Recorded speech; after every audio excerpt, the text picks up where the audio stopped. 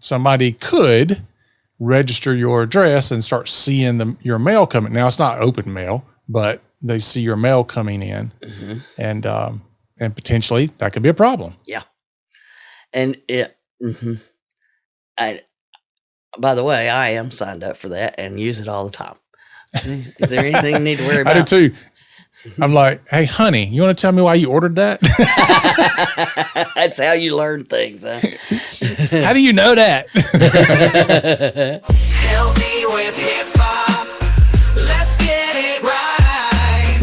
Protect your patience. Day and night. Donna and David, the experts on your side. Help me with hip-hop. Let's get it right. So today, Donna, let's talk about hacking people just ever so gently. There's no sense in kicking in the front door anymore. You know, we can just ask people nicely. Can you just give us access? And oftentimes people are like, yeah, sure, I'll do it. Hacking me gently. Yeah. Anyway. Well, we recently talked about this incident where the hacker called in to the IT company that has a client, and they basically said, hey, can you just reset this password on this account and let us in? And they did so. So it just right on in. And there's a lady, a lot of folks in the cybersecurity world know her. Her name is Rachel Tobach, and she is a social engineer. And she had a pretty cool interview on YouTube recently, and you and I were watching it. And I was like, this is some good information we should cover, because it's really talking about how easy it is to hack the person rather than the computer. And in fact, it's really more preferred method to do that. Yeah. It's easier. Oh, yeah. It doesn't require technology. You don't have to fight your way around things. You just trick people. You manipulate people into doing what you want them. People will fall for things. And if you haven't seen, we'll have links to this, but there's several where Rachel Tobach, she even did the reporter with CNN. It was funny. She moved him to the back of the plane in a middle seat on his flight. Yeah.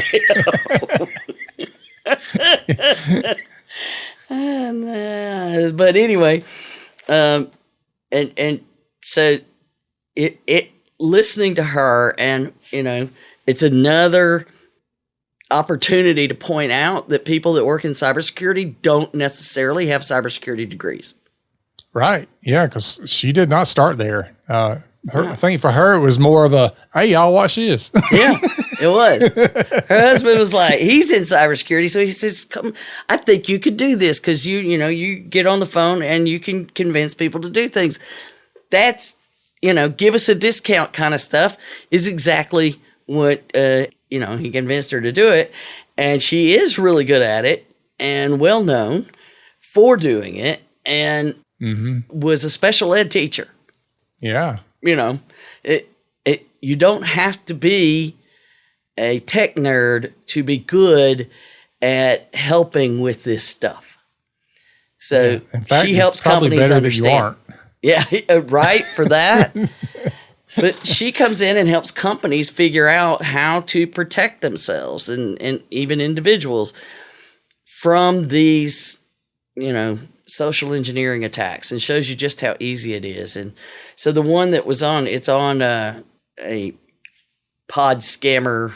Now I'm drawing a blank on the name of the podcast, the episode that was on, but it's a really great interview. She's awesome. And she is able to basically go, and she can hack just about anybody if she decides she's gonna. And that explains why, if you become a target, there's not a lot you can do to prevent something from happening if you are a target. However, most people aren't. No. So the name of the show is Scammer Payback, and it's a podcast, but also a YouTube channel. I highly recommend it. It's pretty funny. because most of what they do is is what the title suggests. They give it back to the scammers. And so you'll see them hacking hackers and scamming hackers and all this kind of stuff. So they give it back to them. Love it. I love it. Well, it's it inspired us in a couple of ways, because you did bring up that, social engineering, major compromise, and there wasn't enough verification in place to allow under the policies and procedures of the help desk to make sure you're actually talking to the right person. Because the things that they utilized, they followed the instructions, followed the policy, but that information is available online about most everybody. Mm-hmm. And if you haven't Googled yourself, you're in for a surprise. Yeah, and it's the hardest part too for IT to protect. I mean, we've got killer security. I mean, that just does all kind of wonderful things. And I'm very proud of the security stack that we have, and our people. I'm proud of our people. They do a great job, but we still have users that will do things that users shouldn't do, and cause compromises. And it happens, unfortunately. Because if my system blocks something and it's like, this thing got blocked, and the user's like, yeah, but I need it, so send it anyway. I'm expecting it, whatever. So they need to have a process in place after that to still verify that there's a problem. But I would question it. There's a lot of things of, if I normally get the email from this person and suddenly one of them gets blocked, if it's something I'm expecting, then look and see if it's the thing I'm expecting, Yeah. And So who knows? When you think about the pyramid of privacy and security and cybersecurity in particular, you got technology, people, and processes. So we just established technology is the harder part to hack. So let's look at hacking the people and the processes. And that's where the social engineering really comes into play. Yeah, and she's good at it, and we'll show you that, and you can watch that. But in those discussions, so there is one thing to make sure we drill in is MFA matters. MFA works. And she was referencing a 2019 study of using SMS MFA. And the study that Google did found that 76% of targeted attacks were blocked just by SMS, and 96% of bulk phishing attempts. So if the way that an SMS will not work is if somebody is targeting you. And even then, they have to target your phone specifically. So that's why you get the 76%. But the app-based MFA, which is, the Google Authenticator and those kind of tools where it asks you for a number and you open the app and you either pops up and it says this is, okay on your phone. Those make it even harder than the SMS. And then you get to the YubiKeys and all of those where it's the physical key you got to put into the computer. Yep. Yeah. So that's proof. Do something. Put some version of MFA on everything that's important. Yeah. And I would go beyond that. And we've talked about this before, but MFA can go beyond just, MFA on your email and other applications. Like, what other kind of MFA can you do if somebody is asking for something? Let's say you get a request. Doesn't matter where it comes from, but you get a request to go buy gift cards for this upcoming event from your boss. Another level of authentication of that would be, for example, pick up the phone and call and say, hey, was this you? Did you request this or whatever? So don't think that MFA just has to be like a technical thing. It can be a process that you put in place. Yeah. I mean, my family is working on, making sure that we spread the word about what our code word is. That if somebody's Yeah. trying to say, because I mean, you think about my voice, it's out there for hours and hours, Yeah. So you can spoof it, and most anybody, my brothers as well. And so when you look at how easy it is to do these deep fakes, and with AI, they can write the code to do it and connect things and find things. It's just a matter of time before it'll automatically go find it and try to figure out a way to do it and use that against us. So we want to have something that we don't, no emails, no nothing. It's never mentioned anywhere. Something only we would know, and something obscure, and that we can always use. What's the family keyword? Yeah. Like, what kind of underoos did Donna wear when she was 7? Wonder Woman.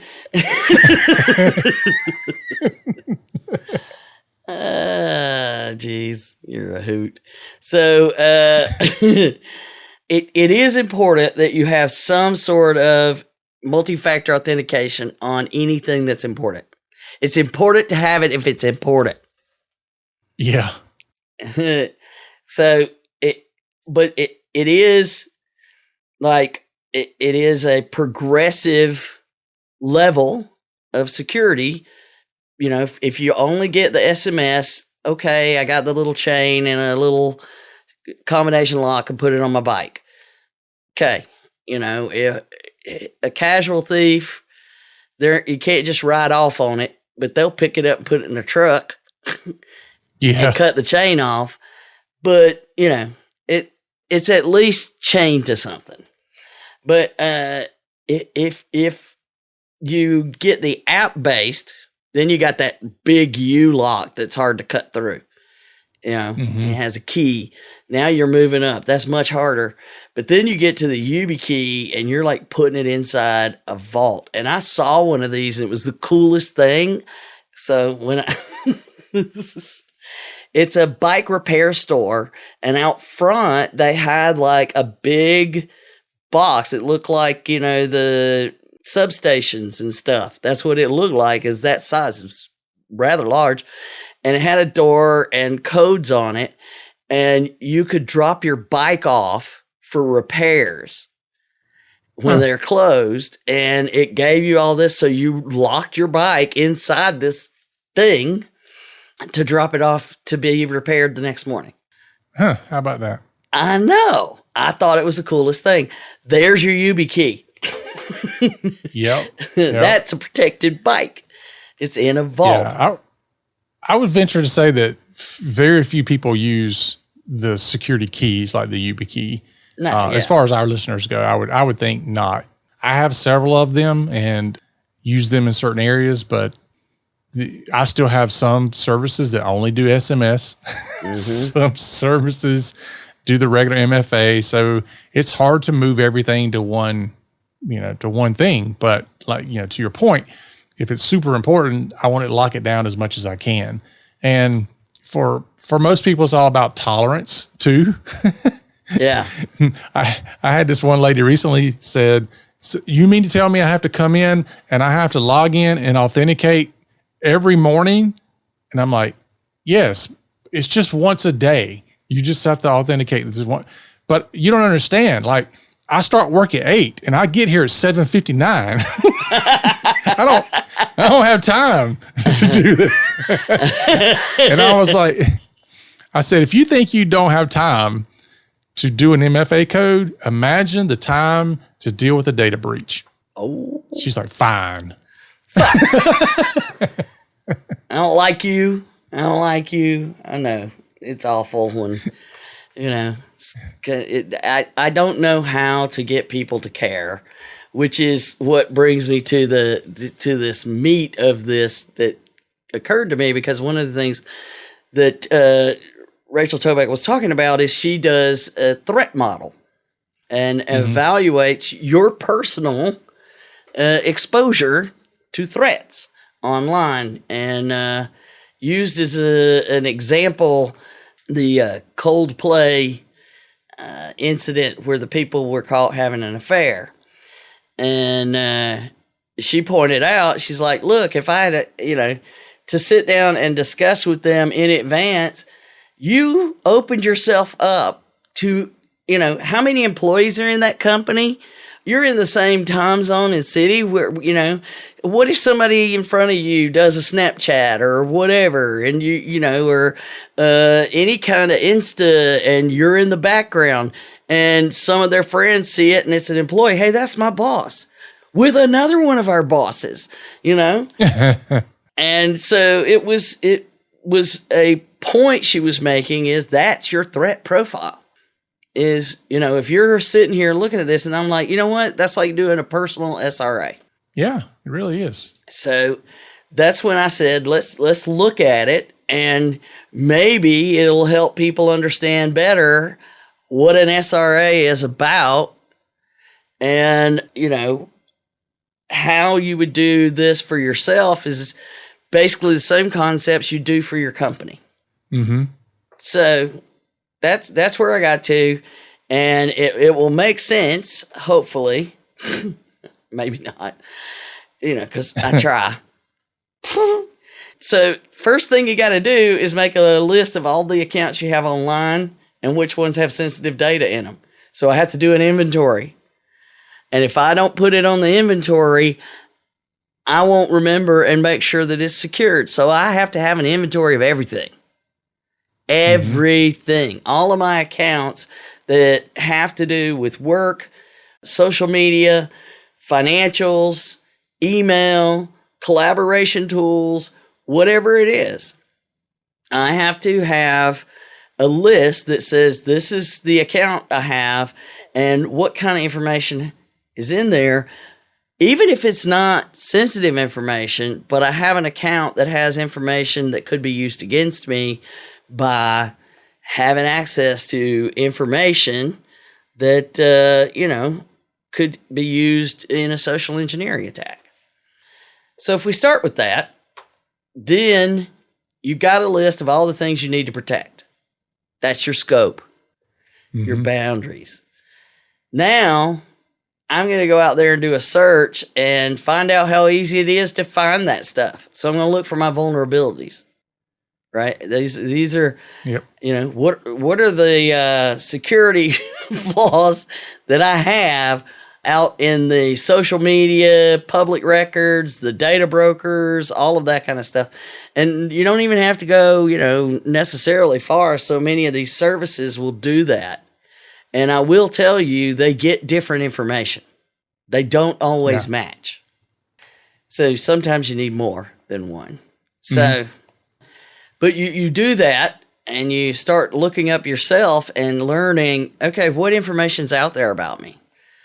Where I was born, date of birth, almost everybody, addresses, old addresses and current addresses, my family members' names and where they live, phone numbers, where you've worked.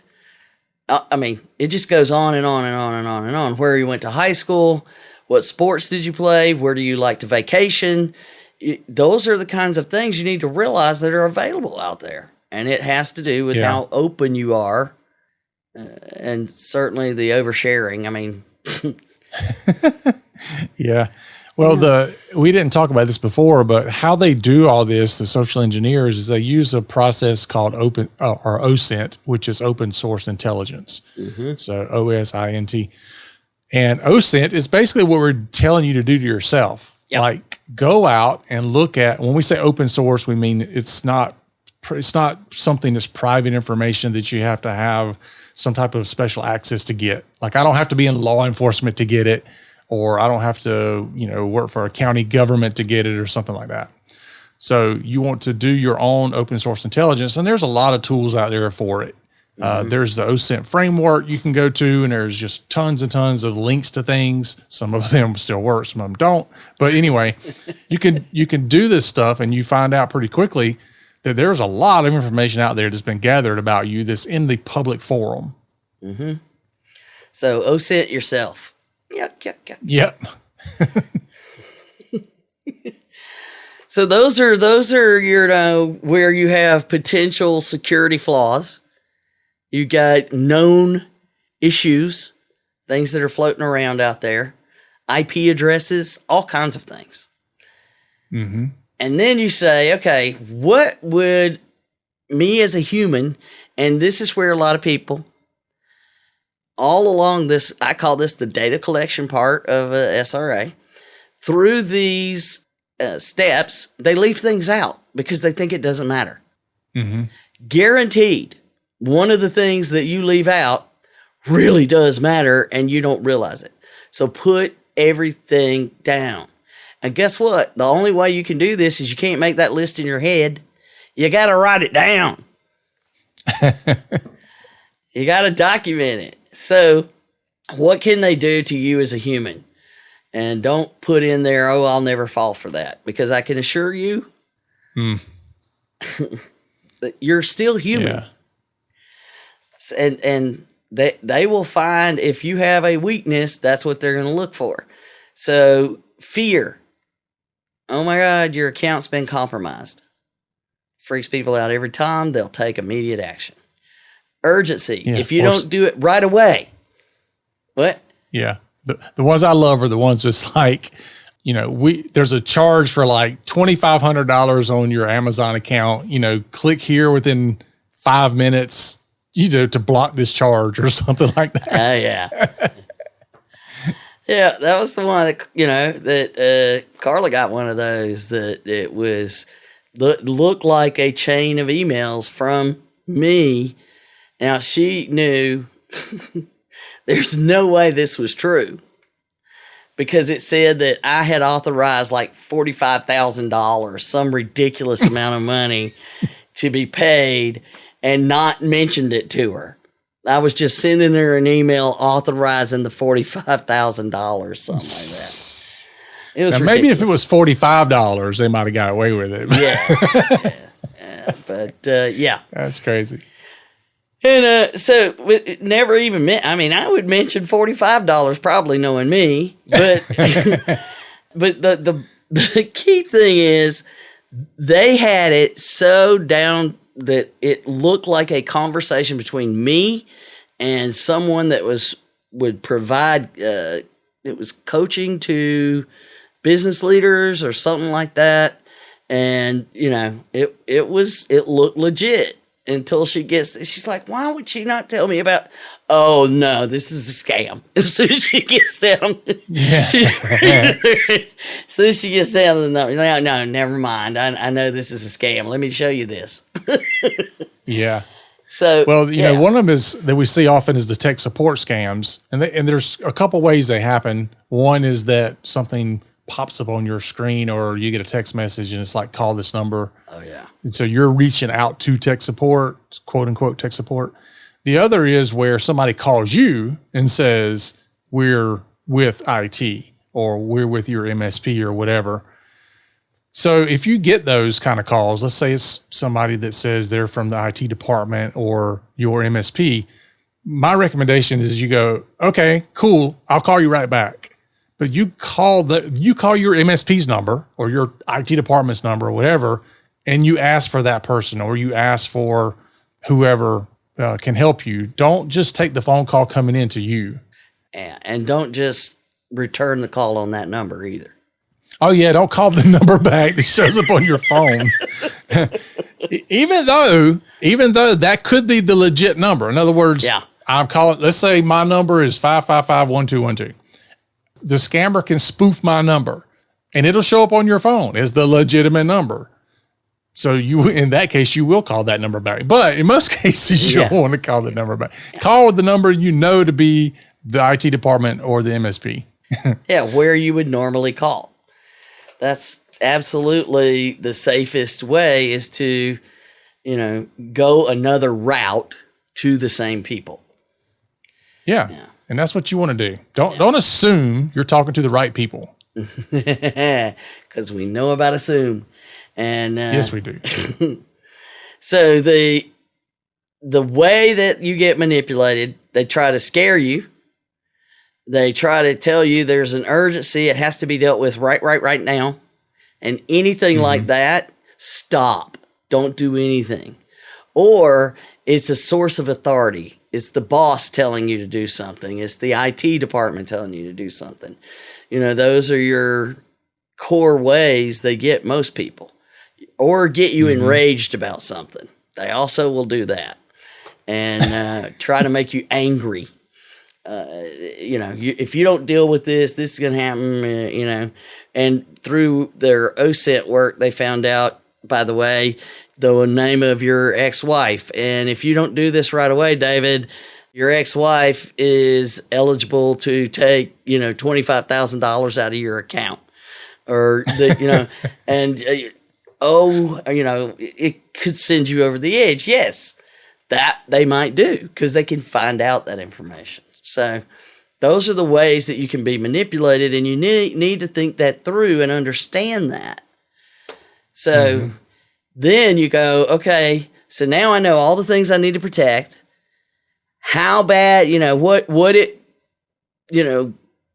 what they can use. How bad am I exposed? How much exposure do you have? What parts of you are exposed?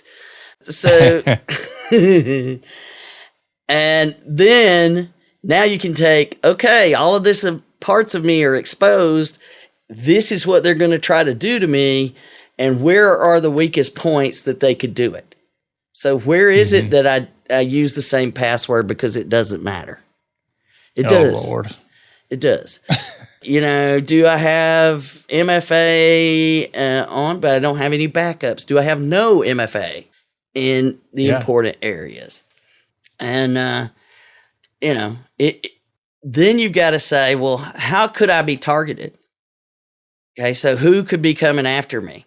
Because I've looked at, here's my scope, here's all of my vulnerabilities and weaknesses, where can I get?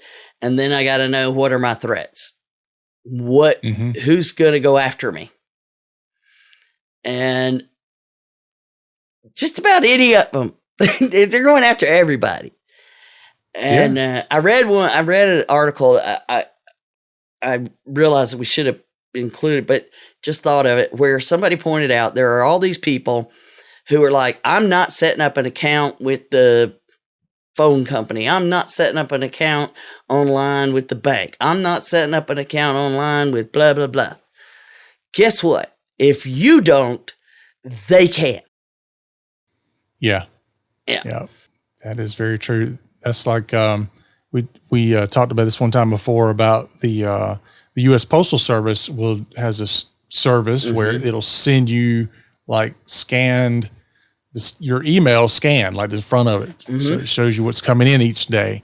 And it's, if you don't register for that, somebody could register your address and start seeing your mail coming. Now, it's not open mail, but they see your mail coming in, and potentially that could be a problem. Yeah. And by the way, I am signed up for that and use it all the time. Is there anything you need to worry about? I do too. I'm like, hey, honey, you want to tell me why you ordered that? That's how you learn things, huh? How do you know that? So knowing that is, everybody is, but then think about if your job or who you're connected to, who's your family. Do you have, if you work in healthcare, okay, and that's available and everybody knows it, you work in healthcare and they're some of the ones that target healthcare, guess what? That means you could become a target simply by that. If you work in finance, if you're an accountant, you're whatever your job is, that's part of it. But also, what if somehow it shows you're really proud of your brother who's a CFO at such and such? Well, now that also makes you potentially a bigger target. So you're having to look at your connections to people and to businesses that could make you a bigger and bigger target. So everybody starts at a certain level. And you're a target whether you do those online accounts or not, you're still a target. So then you go to the next step and then to the next step. And think about, just how big of a connection you have to all of these different entities and ways that could be used against someone. You know, the senior scams are out of control. Oh yeah. I feel bad for that aspect. You know, for me, even though I could say, I don't really have a whole lot anybody would ever want, which I don't say that, but I am connected to a lot of people that I would be absolutely a gateway to get to people that have something that somebody wants. Yeah. So I have to keep that in mind too. Well, you know, that's one of the reasons, I'm always leery about publishing who your clients are. Everybody's so proud. Let me publish all my clients. Now, what is that telling them? Yeah, I know. It's just go to your website and, okay, I can call these people, tell them I'm from this IT company. You know, it's easy to connect the dots. TikTok. But the whole point is to realize how big of a target you are. And all of those people, I don't have any, you have something. You guaranteed. You have computer power. You know, you have access to things. You know people. And, you know, there's a lot that you need to sit and think about and make that list. So again, I'm making another list. And then, of course, I got to have what's the impact, right? What if it really happened? How bad could it be? If I fell for something and they took a ton of money, if I fell for something and they were able to get to my clients, if I fell for something and they got the data for all of my patients, that's the consequences. And the thing is, if you fall for these scams, it's not because you're stupid. No. These are well designed to trick you. They are searching for vulnerabilities and weaknesses and trying to find a way to trick you into doing things. So we say, look, you need to be aware and understand that that's happening and try to prevent it as much as you can. But then assume that they do trick you. Now, what other layers can be in place to stop and limit that damage? And we just talked about how MFA is so valuable in that. So it just has to be turned on everywhere. You have to do it. I know it means you got to come in at 7:58. Not 7:59. But it doesn't, on a normal day-to-day basis, when you're using it, it doesn't take that much. Plus, there's a lot of devices that are giving us the, biometrics now, the facial recognition. Microsoft is pushing passkeys for everything, no more passwords. So that it's a fingerprint, it's a PIN code, it's a facial recognition or combination thereof. Those are all things that you can put in place. It's one thing, but I'm worried about the facial recognition. Those deep fakes are. But anyway, there are so many things that you can put in place. And just like when we say doing your SRA, and you can't just say, well, we don't have everything we have is low risk and we don't have to worry about anything. We're doing everything. We're good. It ain't going to happen. We are at very low risk of attack. That is absolutely wrong. Yeah. Yeah. It's like this prospect I was talking to years ago. He said that he only hires smart people. He's not worried about having security. It was so hard for me not to say, well, I'm glad the people you hire are smart.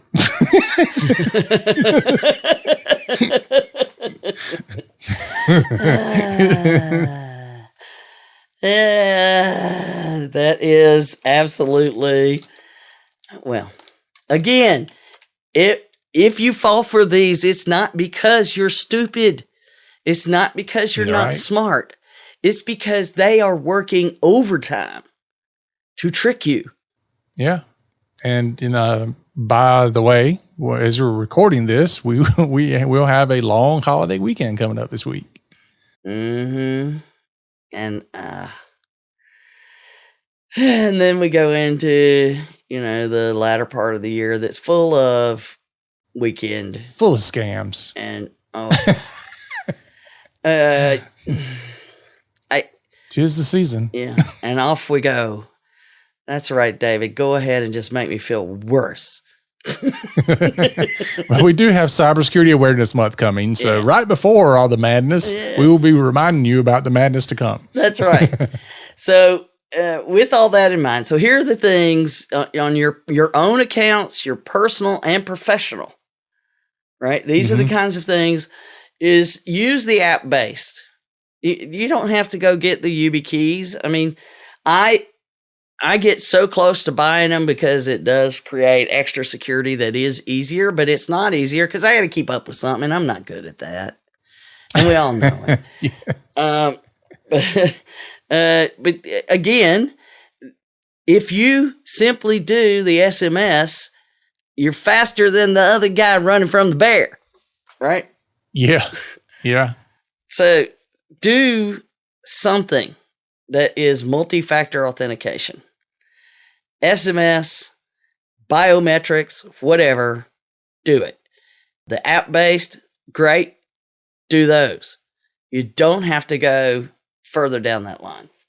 And then, I know this is one of your favorites, lock down your social media. Yeah. And that's beyond passwords and MFA, which you should be doing that because I don't know if you've ever tried to recover your account that got compromised, but it's darn near impossible. I even had one of my own kids who lost I think it was his Instagram account a few years ago.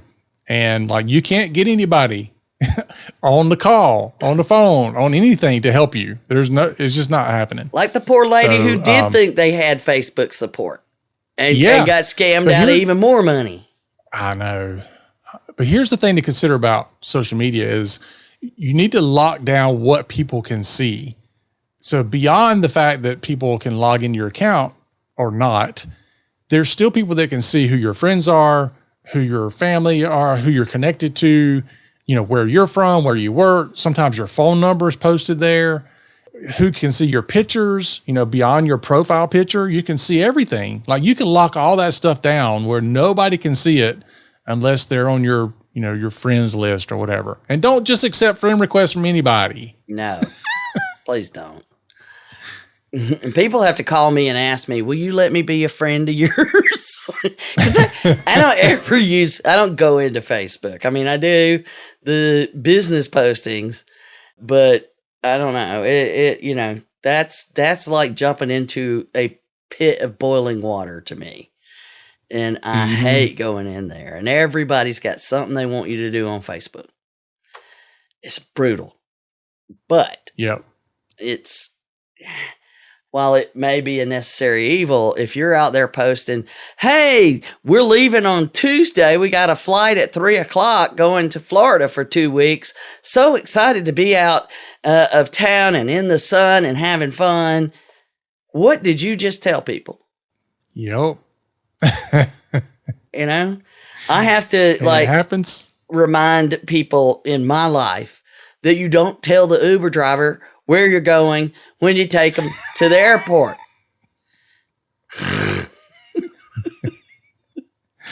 Yeah, that's true.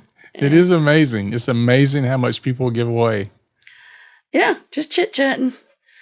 And, it is interesting to play that game sometime to see just how much you can get. How much information can you get out of somebody? It is a fun, terrifying game to play. Just to start chit-chat, start asking questions. People will tell you things if you ask them nicely. Sure will. So know all of that. And it's LinkedIn is a necessary evil as well. I mean, it is very valuable in our ability to connect from a business perspective. I get that. But at the same time, you have to be fairly public in order for that to work. So it's great, but it's also scary.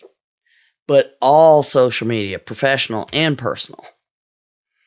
And, whether Reddit is still social media, if you're out there active on Reddit and talking about things, it doesn't matter what it is.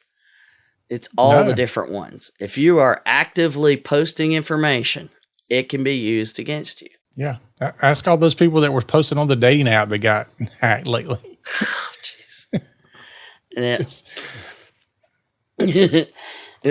Well, that reminds me about the Ashley Madison one, which was just, that one was bad. But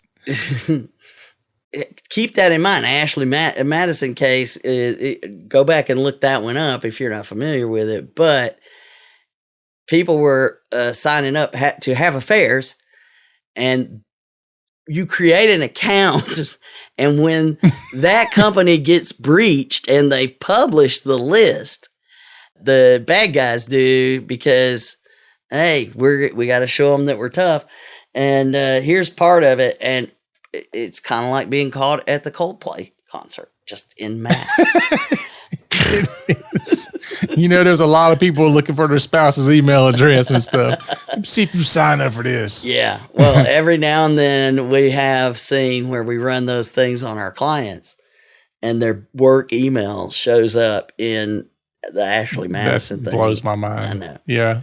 Like, if you're going to do something like that, at least have a burner email or something. Oh, right. So anyway, use a password manager.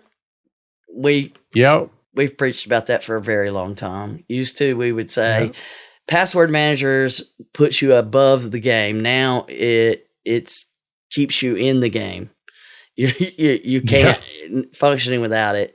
And MFA used to be the above and beyond. Now it's everyone should be doing it.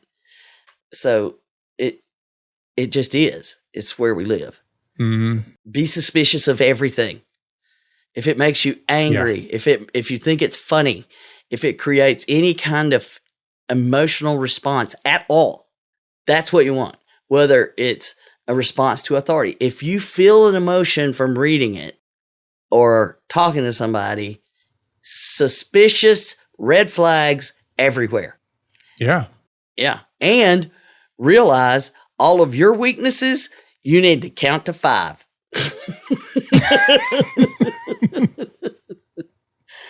You've made a list of where your red flags are. You know those areas. You've made that list. Be aware of it. And, wait a minute. Count to 5. Let me, let me call somebody back. Well, I'm out right now. You have to call me at this number. Well, then I'll have to talk to you tomorrow. Like the guy where the feds called and said, you've been hacked. And he's like, yeah, right. Show up on Monday, blah, blah, blah. And then they're there on Monday. My bad. Yeah, but this is a good point, because I don't know about you, but for me, I've had things that I've said, yeah, right. And they were accurate. I mean, they were real, but it's not like the end of the world if I'm like, I don't believe this. Mm-hmm. And then I find out later I was wrong. But it could be very bad if I go, oh, I do believe this, and I turn out to be wrong. Yeah. So which way do you want to be wrong? I've had things come in. Yeah. I've had things come in from insurance companies, and I'm like, no, I'm not filling this out. I don't think this is legit or whatever. And the next thing I know, a few weeks later, my agent, my broker will call me, and they're about to cancel your insurance. You didn't fill out this form. Okay. Yes, I did miss that. It was not presented properly, is what Yeah. I'm like, it looks suspicious to me, so it got trashed. Sorry. Yeah. I've seen people where I'm like actively working with some company on something, trying to get an account resolved or whatever. And then they'll send you something. And I know I'm talking to them. I called them myself. And what they send me looks so suspicious, I wouldn't have done it. If I wouldn't have believed. Like, y'all look suspicious when I know it's you. Yeah, no. Mm-mm. So be aware. Be super, suspicious, and you just have to be. And it doesn't matter what the emotion is. If you want to cry, laugh, yell, you have any kind of urgency, you feel any kind of panic, stop. Because number one, you're going to probably make a mistake anyway, even if it is real, because of the emotion. And then you got us a couple of links here to share, David. Yeah. So one of them is CISA. We talk about them often, the Cybersecurity Infrastructure Security Agency. They've got a page here about the Internet Exposure Reduction Guidance. So very cool resource to read through, and it's going to talk about some of the things that we've mentioned today and give you a lot of other things to look at. And then the other one is a guide on basically how to get your stuff off of search. And it's particularly talking about 3 different areas of search. There's a web search called Shodan. A lot of people aren't familiar with that unless you're doing what we do. And then you have Census and Thingful, but these are all areas that people can go to and search these public indexes of information. And so there's some guides there on how to try to get your stuff off of the internet as much as possible. And you're never going to get rid of everything unless you're trying not to be public, but most people are doing certain things publicly. So, but you just need to know, what do you have out there and how can it be used against you? You can't be fully offline. I mean, you can be, but probably not. If you're listening to us, you're probably not. But just know what your exposure is. Yeah. So, and the Get Your SOS stuff off search is a part of the CISA reduction guidance, but it's a very specific little one-pager you could look at as well. So do that. There are services now that will go and remove your information. That's one I'm considering doing and looking at different ones. Let somebody else do the hard work.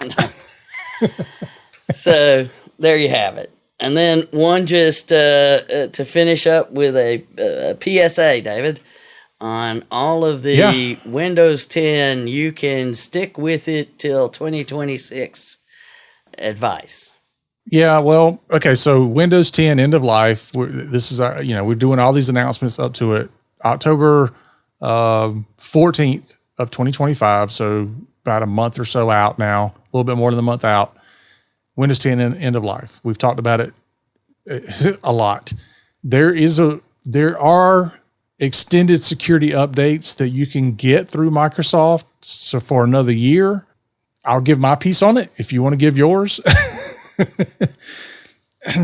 From what I know about it, it is not something that I want to encourage, nor do I want to support it, because there's a lot of things I don't think they've yet figured out how to do yet. And from a business standpoint, I think, number one, you're simply kicking the can down the road. But two, I think it could potentially cause other problems. And because of those things, I'm just not touching this with a 10-foot pole. But there are other people that they're going to go down this path. Yeah. I just don't want to be one of them. No, and you pay for it. It's Oh yeah, it's not free. No. So, and you pay for it per machine. So keep that in mind. So it is not going to be a permanent solution, and it's not just like, oh, okay, we're going to keep doing updates. They pare down what you have. You get a new version of Windows essentially, and at least the way that it's way I read it. But they're only going. It seems to change. That's one thing that scares me. It's like every couple weeks or so, it's like something different about it. And I'm not squirrely. doing it. So, in my opinion, there may be outlier cases where this may be the solution you have to choose because it runs a medical device, or there's something about that device and what the job it serves. But this should not be your across-the-board solution. I don't think so. No, absolutely not. Yeah, so there you have it.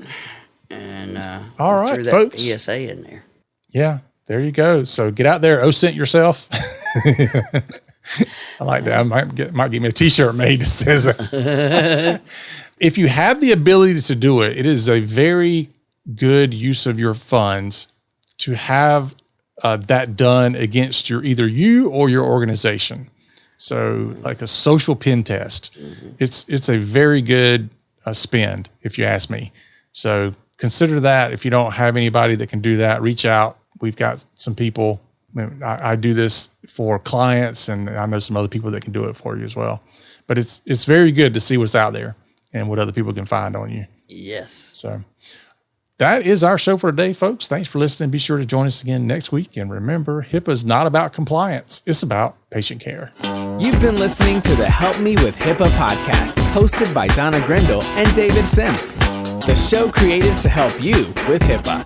For more information or to ask us a question, visit our website at helpmewithhipaa.com. Neither Donna Grindle or David Sims are attorneys, and they do not offer binding legal advice concerning regulatory compliance. The information in this podcast should not be relied upon or construed as legal advice in any way. Consult your attorney for legal advice concerning compliance with HIPAA regulations.